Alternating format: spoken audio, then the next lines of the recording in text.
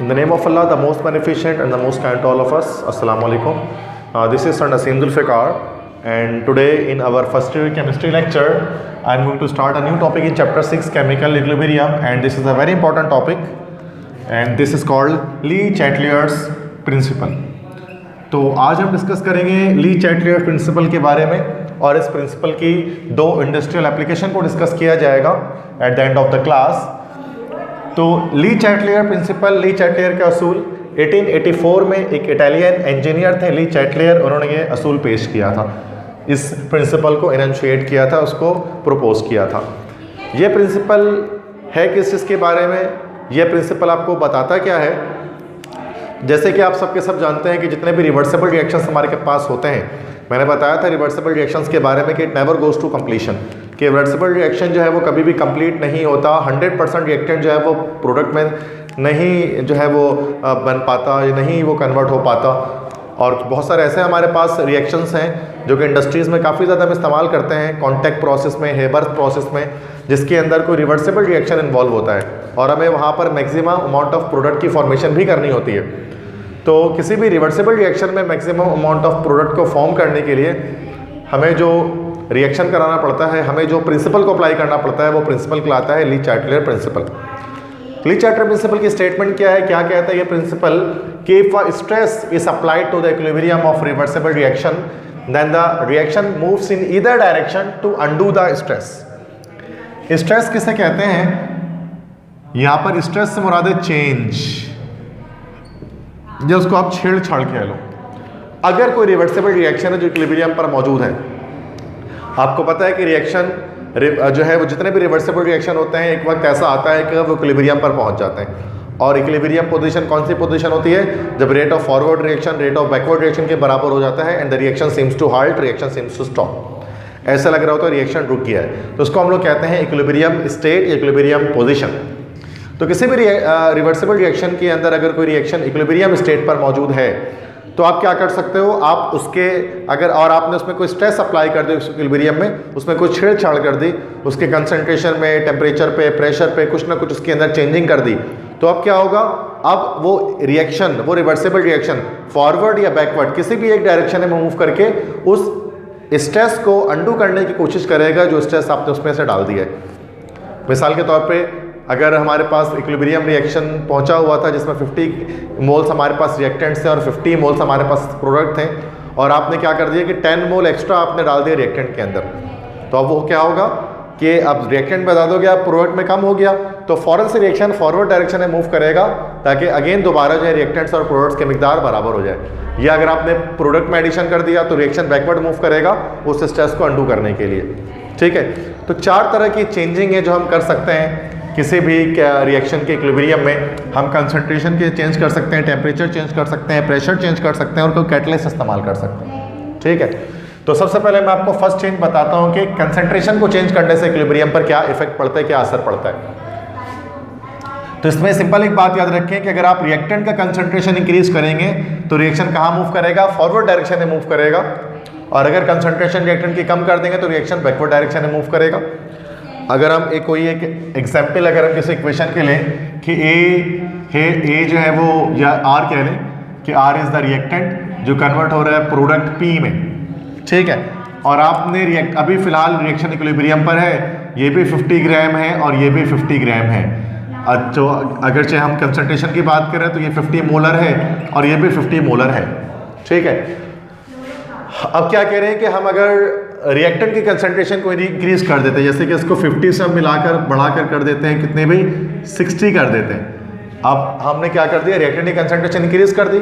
अब फौरन से रिएक्शन क्या होगा? फॉरवर्ड डायरेक्शन में मूव करेगा, जो कि इम्बैलेंस हो गया ना इक्विलिब्रियम, आगे मूव करेगा. ठीक है, तो ये 55 हो जाएगा, 5 कम हो जाएगा यहाँ पर, और ये 5 बढ़ जाएगा 55, और अब जाकर रिएक्शन दोबारा इक्विलिब्रियम पर पहुँच कर दोबारा स्टॉप हो जाएगा. मतलब जैसे ही आप रिएक्टेंट की कंसंट्रेशन बढ़ाते हैं तो क्या होता है? रिएक्शन फॉरवर्ड मूव करता है, और वाइस वर्सा. वाइस वर्सा मतलब इसका अपोजिट हो सकता है. अगर आप रिएक्टेंट की कंसंट्रेशन कम कर दें तो क्या होगा? रिएक्शन फॉरवर्ड डायरेक्शन में मूव करना शुरू कर देगा, बैकवर्ड डायरेक्शन में मूव करना शुरू कर देगा, प्रोडक्ट रिएक्टेंट में कन्वर्ट होना शुरू हो जाएगा. अगर यही बात को अगर हम इन टर्म्स ऑफ प्रोडक्ट बात कर लें, और अगर आपने जैसे कि ये 50-50 है और अब आपने क्या कर दिया, प्रोडक्ट की कंसंट्रेशन को इंक्रीज कर दिया, इसको लेट से कि 60 कर दिया। अब क्या होगा, रिएक्शन बैकवर्ड मूव करेगा और ये प्रोडक्ट कम होगा 55 और रिएक्टेंट भी 55 हो जाएगा।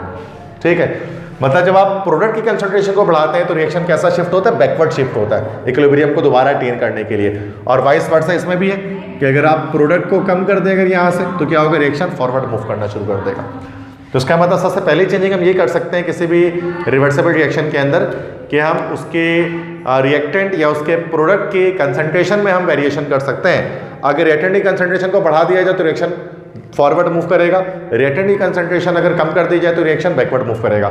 प्रोडक्ट की कंसंट्रेशन अगर बढ़ा दी जाएगा तो बैकवर्ड है, प्रोडक्ट की कंसंट्रेशन कम कर दी जाए तो फॉरवर्ड रिएक्शन मूव करेगा। ठीक है, तो आई होप कि आपको ये चीज़ समझ में आई होगी, कंसंट्रेशन का effect. Second effect of temperature, कि टेम्परेचर में छेड़छाड़ करने से किस तरह से जो है वो इक्विलिब्रियम के डायरेक्शन पे फर्क पड़ता है।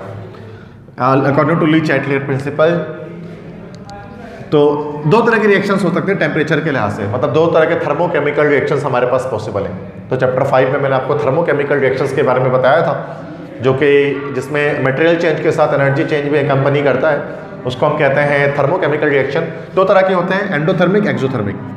एंडोथर्मिक रिएक्शंस क्या होता है भाई, जिसके अंदर आपको हीट देनी पड़ती है, और एक्सोथर्मिक में क्या होता है, हीट रिलीज होती है। तो एंडोथर्मिक रिएक्शन के लिए टेम्परेचर इंक्रीज करेंगे तो रिएक्शन फॉरवर्ड मूव करेगा, और टेम्परेचर इंक्रीज करेंगे तो रिएक्शन बैकवर्ड मूव करेगा।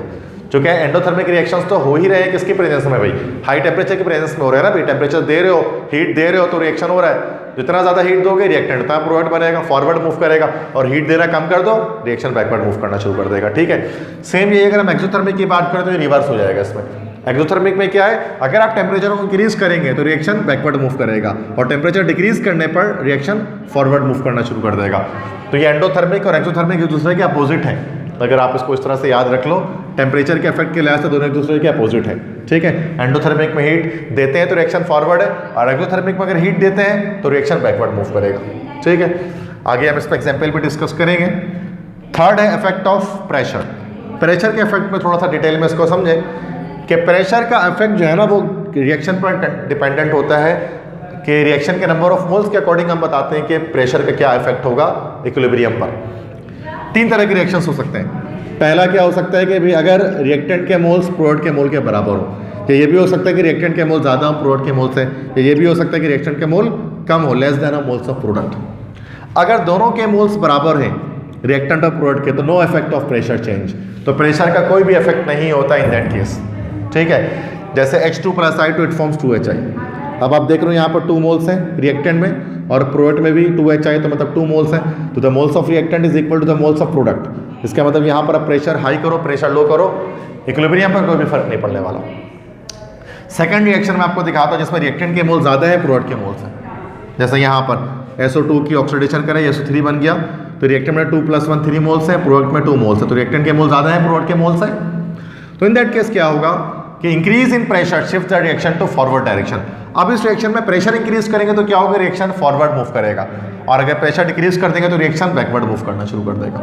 ठीक है, तो अगर रिएक्टेंट के मोल ज़्यादा है प्रोडक्ट से, तो हाई प्रेशर पर फॉरवर्ड रिएक्शन फेवरेबल होता है। थर्ड क्या है कि अगर मोल्स ऑफ रिएक्टेंट कम हो जाए मोल्स ऑफ प्रोडक्ट से, तो अब रिवर्स हो जाएगा कि फिर अगर प्रेशर इंक्रीज करेंगे तो रिएक्शन बैकवर्ड डायरेक्शन की तरफ मूव करना शुरू कर देगा। ठीक है, तो जैसे PCl5 it forms PCl3 + Cl2, तो यहाँ रिएक्टेंट में आप देख सकते हैं 1 मोल है, और रिएक्शन करके बन रहा है PCl3 और Cl2 1 + 1 2 मोल्स। तो चूंकि रिएक्टेंट के मोल कम है प्रोडक्ट के मोल से, तो अब क्या होगा कि अब अगर हम प्रेशर को इंक्रीज करेंगे इस रिएक्शन में, तो प्रेशर इंक्रीज करने पर रिएक्शन बजाय फॉरवर्ड जाने की रिएक्शन बैकवर्ड मूव करना शुरू कर देगा।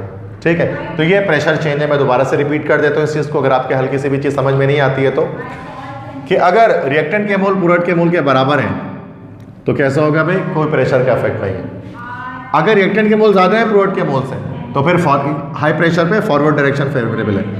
अगर रिएक्टेंट के मोल कम है प्रोडक्ट के मोल से, तो हाई प्रेशर पर बैकवर्ड डायरेक्शन जो है फेवरेबल होगा। तो ये मैंने प्रेशर चेंज बताया। Next is effect of catalyst. Catalyst क्या कहते हैं, catalyst is a substance which increases और decreases the rate of reaction without taking part in reaction, that is called catalyst. तो कैटलिस्ट क्या इफेक्ट याद रखिएगा, catalyst doesn't affect the direction of reversible reaction.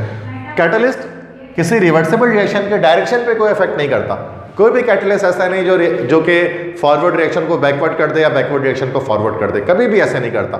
Direction of reaction में कोई भी changing नहीं कर सकता। हाँ, कर क्या सकता है वो, it only altars the speed of reaction, वो स्पीड ऑफ रिएक्शन को अल्टर कर सकता है, स्पीड ऑफ रिएक्शन में चेंजिंग कर सकता है। मिसाल के तौर पर अगर कोई फॉरवर्ड रिएक्शन हो रहा है स्लो स्लो स्लो स्लो, अगर पॉजिटिव कैटलिस्ट ऐड कर दोगे, प्रोमोटर ऐड कर दोगे उसके अंदर, तो क्या होगा, वही फॉरवर्ड रिएक्शन स्पीड के साथ होना शुरू हो जाएगा। होगा फॉरवर्ड ही बट स्पीड में हो जाएगा। मिसाल के तौर पे 10 मिनट के रिएक्शन 2 मिनट में कंप्लीट हो जाएगा। यही अगर रिएक्शन बैकवर्ड की तरफ मूव कर रहा है, आप उसमें कैटलिस्ट ऐड कर दो, पॉजिटिव कैटलिस्ट कोई, तो क्या होगा, रिएक्शन तेजी के साथ बैकवर्ड मूव करना शुरू कर देगा। अगर आप नेगेटिव कैटलिस्ट ऐड कर दोगे तो क्या होगा, रेट ऑफ फॉरवर्ड या rate of backward reaction slow down हो जाएगा, बट डायरेक्शन में कोई फर्क नहीं पड़ेगा। ठीक है, तो इस तरह से कैटलिस्ट का रिवर्स रिएक्शन की डायरेक्शन पे तो कोई इफेक्ट नहीं है, लेकिन रेट ऑफ रिएक्शन पे जरूर इसका इफेक्ट है। तो ये according to Le Chatelier principle ये 4 तरह के स्ट्रेस हैं जो आप अप्लाई कर सकते हैं किसमें, किसी भी रिएक्शन के इक्विलिब्रियम में मैक्सिमम अमाउंट ऑफ प्रोडक्ट को हासिल करने के लिए। अब यहाँ पे मैं बात करता हूँ कि 2 तरह के आप जो हैं वो इंडस्ट्रियल एप्लीकेशंस को डिस्कस करते हैं, जो पेपर में दोनों में से कोई एक आस्क किया जाता है हर साल। ली चार्टर प्रिंसिपल की एप्लीकेशन सिंपल पेपर में आपको बताऊंगा, उसको समझने की कोशिश कीजिएगा। अगर ऊपर ये सारी चीज़ें आपको समझ में आ चुकी हैं तो it will not be very much difficult for you to understand, it will be very much easy, तो बहुत आसान लगेगा आपको ये। तो कॉन्टैक्ट प्रोसेस आप जानते हैं एक ऐसा प्रोसेस होता है जिसके अंदर सल्फ्यूरिक एसिड की प्रोडक्शन होती है, और उसके अंदर हमारे पास एक कॉन्टैक्ट रिएक्शन होता है वेरी फेमस, जिसमें सल्फर डाइऑक्साइड गैस की ऑक्सीडेशन होती है और वो सल्फर ट्राइऑक्साइड गैस में SO3 में कन्वर्ट हो जाता है। और ये रिएक्शन कैसा होता है, एक्सोथर्मिक होता है। यहाँ मैंने enthalpy value, change in enthalpy पहले नेगेटिव में लिखी है, और आप सब जानते हैं चेंज इन एंथैल्पी अगर नेगेटिव में आ जाए इसके मतलब ये रिएक्शन एक्सोथर्मिक है। एक्सोथर्मिक से मुराद के रिएक्शन हो रहा है और कि इसमें हीट जो है वो रिलीज हो रही है इस रिएक्शन के अंदर। ठीक है, तो this is the oxidation of sulphur dioxide gas. ठीक है, जिसमें SO2 SO3 में कन्वर्ट हो रहा है, ऑक्सीडेशन हो रही है, और ये चूंकि डेल्टा एच की वैल्यू एंथैल्पी चेंज की वैल्यू नेगेटिव आ रही है तो इसका मतलब कि एक एक्सोथर्मिक रिएक्शन है। तो अब इस रिएक्शन के अंदर हमें maximum amount of SO3 gas produce करना है, तो हम उसको कैसे प्रोड्यूस करेंगे, 4 तरह की चेंजिंग करके। सबसे पहले इफेक्ट ऑफ कंसंट्रेशन, मैंने आपको यहाँ पर बताया है अगर आपका प्रोडक्ट ज़्यादा बनाना है तो आप कंसंट्रेशन के रिएक्टेंट को इंक्रीज करना शुरू कर दो। ठीक है, तो क्या करेंगे इफेक्ट ऑफ कंसंट्रेशन में, तो SO2 और O2 की जो है वो कंटिन्यूस सप्लाई दी जाएगी। ठीक है, तो increase in concentration of SO2 and O2, sulphur dioxide gas और ऑक्सीजन गैस की कंटिन्यूस हम क्या करेंगे, उसकी सप्लाई देते रहेंगे ताकि रिएक्टेंट की कंसंट्रेशन हमेशा ज़्यादा रहे, कि रिएक्शन हमेशा फॉरवर्ड मूव करता रहे। ठीक है, और उसके साथ साथ क्या करेंगे, जैसे ही SO3 गैस बनना शुरू हो जाएगा हम उसको फौरन से रिमूव करना शुरू कर देंगे। रिमूवल ऑफ SO3 को रिमूवल क्यों करेंगे, क्योंकि इससे क्या होगा, प्रोडक्ट की कंसंट्रेशन डाउन होगी, और जब प्रोडक्ट की कंसंट्रेशन कम होगी तो क्या होगा, रिएक्शन और ज़्यादा तेज़ी के साथ फॉरवर्ड डायरेक्शन में मूव करना शुरू कर देगा। तो कंसंट्रेशन चेंज इस तरह करेंगे कि रिएक्टेंट की कंसंट्रेशन को बढ़ाना है और प्रोडक्ट की कंसंट्रेशन को कम कर देना है। ठीक है, और इस तरह के हमें SO3 गैस मैक्सिमम अमाउंट में मिलती रहे। टेम्परेचर चेंज क्या होगा, चूंकि एक्सोथर्मिक रिएक्शन है, मैंने यहाँ पर आपको बताया एक्सोथर्मिक रिएक्शन के लिए टेम्परेचर को इंक्रीज करेंगे तो फिर रिएक्शन बैकवर्ड जाएगा, तो हमें तो फॉरवर्ड करना है, बिकॉज हमें प्रोडक्ट की फॉर्मेशन करनी है ज़्यादा से ज़्यादा। तो हमें यहाँ पर क्या करना पड़ेगा, लो टेम्परेचर पे हमें इस रिएक्शन को कराना पड़ेगा ताकि रिएक्शन फॉरवर्ड मूव करे। तो लो टेम्परेचर पे यहाँ पर फेवर होगा फॉरवर्ड रिएक्शन, और लो टेम्परेचर से मुराद कितना टेम्परेचर, 450 डिग्री सेंटीग्रेड। अब स्टूडेंट्स कहते हैं कि सर ये लो टेम्परेचर कहाँ से, कि 450 डिग्री पे आप रिएक्शन कर रहे हैं और आप इसको लो टेम्परेचर कह रहे हैं। तो एक्चुअल में जब ये रिएक्शन होता है ना तो ये काफ़ी ज़्यादा हीटअप प्रोड्यूस होता है इस रिएक्शन के अंदर, मतलब 1000+ डिग्री सेंटीग्रेड यहाँ पर रीच कर जाता है, 1000 से भी ज़्यादा डिग्री सेंटीग्रेड टेम्परेचर होती है। तो कंडेंसर वगैरह लगाकर, चिलर वगैरह लगाकर, कूलेंट्स वगैरह डालकर हम क्या करते हैं, इसके टेम्परेचर को डाउन करते हैं 450 तक। तो ये इसके लिहाज से कम है जो इसकी ओरिजिनल टेम्परेचर इस रिएक्शन की चल रही होती है। ठीक है, तो इतने ज़्यादा हीट एनर्जी इस रिएक्शन के अंदर प्रोड्यूस होती है कि इस हीट एनर्जी से हम क्या करते हैं, हाँ जो है वो उस पूरे कॉन्टैक्ट प्रोसेस की बिजली जो है वो हम बना रहे होते हैं कि इलेक्ट्रिक से बिजली नहीं ली जाती, बल्कि इससे जो हीट एनर्जी निकलती है उसी से स्टीम को, वाटर को बॉयल करके स्टीम जनरेट करके टरबाइन घुमा के बिजली बना लेते हैं। ठीक है। ना सिर्फ अपने ही कह लो कि इंडस्ट्री के लेवल के आसपास अगर कोई और इंडस्ट्रीज़ हैं गांव देहात तो वहाँ पर भी बिजली सप्लाई कर सकते हैं, इतनी हीट एनर्जी लिबरेट होती है। तो उसको कम करके 450 डिग्री कर देते हैं, उस हीट को इस्तेमाल कर लेते हैं। और कंटिन्यूस सप्लाई देनी पड़ती है आपको SO2 और O2 की। कंटिन्यूस फ्लो रिएक्टर्स कहलाते हैं ये सारे, 24 घंटे चलते रहते हैं, रिएक्शन रुकते नहीं है। क्योंकि जैसे ही आपने रिएक्शन को रोक दिया तो क्या होगा, रिएक्शन बैकवर्ड मूव करना शुरू कर देगा, प्रोडक्ट रिएक्टेंट में कन्वर्ट होना शुरू हो जाएगा। तो साल के 365 दिन ये रिएक्शंस जो हैं वो चलते रहते हैं। Now effect of pressure, pressure के इफेक्ट की बात की जाए तो प्रेशर का क्या इफेक्ट होता है भाई। तो अब पहले तो ये देख लें कि यहाँ पर मैंने आपको बताया ना कि रिएक्टेंट्स के मोल्स आप देख लें ज़्यादा है प्रोडक्ट के मोल से। अगर रिएक्टेंट के मोल ज़्यादा प्रोडक्ट के मोल से तो हाई प्रेशर पर रिएक्शन फॉरवर्ड मूव करेगा। तो यहाँ पर रिएक्शन हमें कराना पड़ेगा हाई प्रेशर पे, हाई प्रेशर पे रिएक्शन कराना पड़ेगा। हाई प्रेशर पे ज़्यादा प्रोडक्ट मिलेगा। लेकिन एक्चुअल में होता क्या है कि इसमें रिएक्शन होता है 1 atm पर। 1 atm क्या है आपका नॉर्मल एटमॉस्फेरिक प्रेशर। तो अब ये बात आप देखें तो आप बोलेंगे सर हाई प्रेशर क्या है, तो नॉर्मल प्रेशर है 1 atm। तो असल में चूँकि कॉन्टैक्ट प्रोसेस जो होता है ना वो बड़े से चेंबर में होता है, एक बहुत बड़ा चेंबर होता है, कॉन्टैक्ट टावर उसके अंदर हो रहा होता है। तो अब उसके अंदर प्रेशर को इंक्रीज कराने के लिए क्या होता है, वो आपके लिए कॉस्ट इफेक्टिव नहीं होता, काफ़ी महंगा पड़ता है।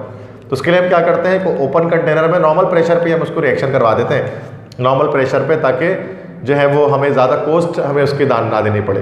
तो काफ़ी एक्सपेंसिव पड़ता है, इसलिए हाई प्रेशर पे फेवर तो होगा ज़्यादा, लेकिन प्रैक्टिकली क्या होता है कि नॉर्मल प्रेशर पे, एटमॉस्फेरिक प्रेशर पे उस रिएक्शन को कराया जा रहा होता है। और तेज़ी के साथ हमें SO3 गैस बनना शुरू हो जाए, इसके लिए हम कैटलिस्ट यूज़ करते हैं। और कैटलिस्ट यूज़ किया जाता है V2O5, जिसको हम कहते हैं vanadium pentoxide. So these are the conditions which have to be maintained if you want to get maximum amount of SO3 gas by contact process.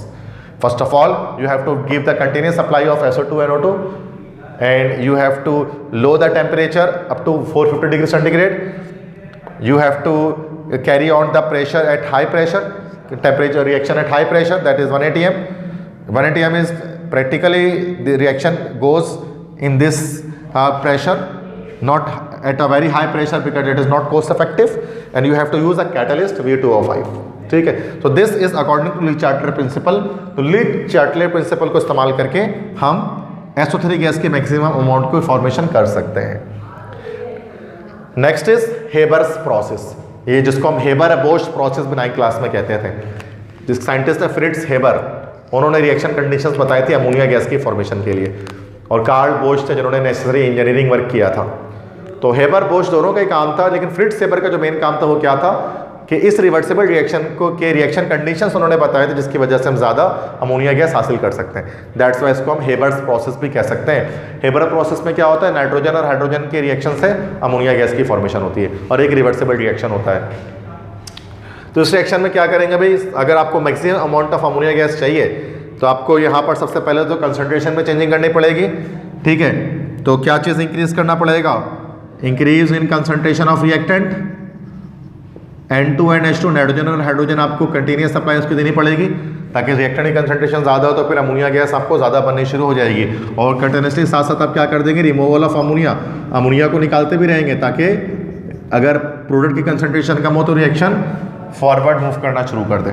ठीक है, उसके बाद टेम्परेचर चेंज की बात करते हैं। यहाँ पर मैं लिखना भूल के enthalpy value delta H equal to negative. So again we have an exothermic reaction. तो अगर आपको ज़्यादा प्रोडक्ट चाहिए तो क्या करना पड़ेगा भाई, लो टेम्परेचर पर रिएक्शन कराना पड़ेगा 450 degree centigrade to 500 degree centigrade. तो सेम वही कंडीशन है कि रिएक्शन में हीट ज़्यादा निकलती है, कम करके 450 से 500 डिग्री हम करते हैं। इफेक्ट ऑफ प्रेशर की बात की जाए तो फिर से देख लें आप यहाँ पर कि ये यहाँ पर 4 मोल है और यहाँ पर ये सिर्फ 2 मोल है।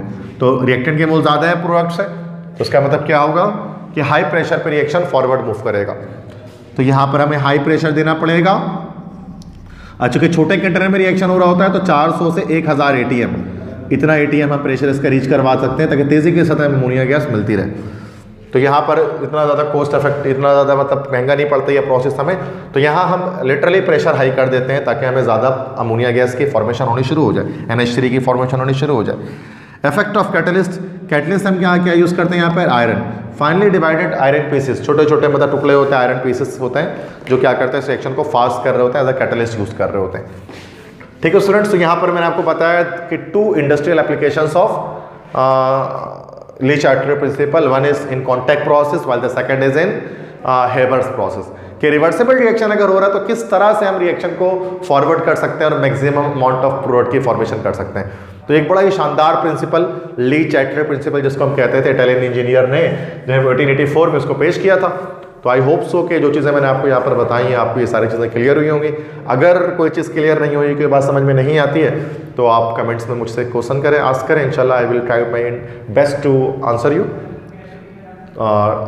दोबारा हाजिर होता हूँ एक और नए लेक्चर के साथ, नेक्स्ट टॉपिक के साथ इंशाल्लाह। तब तक आप अपना ख्याल रखिएगा। अल्लाह हाफ़िज़।